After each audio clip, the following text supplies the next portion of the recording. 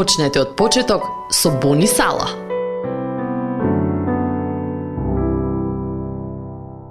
Не сакаме, браќа, да останете во незнаење за умрените, за да не жалите како другите кои немаат надеж.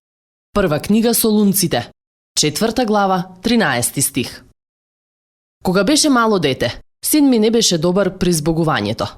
Ништо не сакаше повеќе од тоа да биде обкружен со збир членови од семејството и плачеше таговно кога баба и дедо или братучедите ќе си заминеа откако не беа на гости. Колку постари стануваме, толку повеќе нашите животи се одбележани од збогување и загуба. Јас се повеќе се радувам, затоа што збогувањето е повеќе разделба од типот се гледаме подоцна, помеѓу Исусовите следбеници.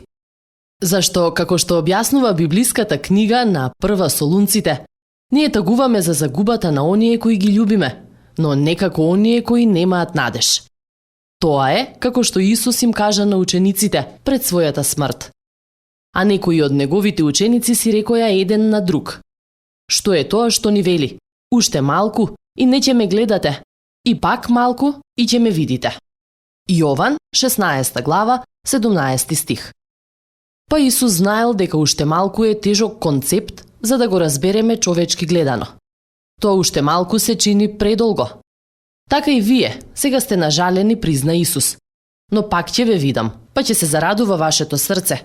И таа ваша радост никој не ќе може да ви ја одземе. Јован, 16 глава, 22 стих. Исаија вели дека еден ден ќе нема повеќе смрт и Господ Бог ќе избрише солзата од секое лице. Исаија, 25 глава, 8 стих.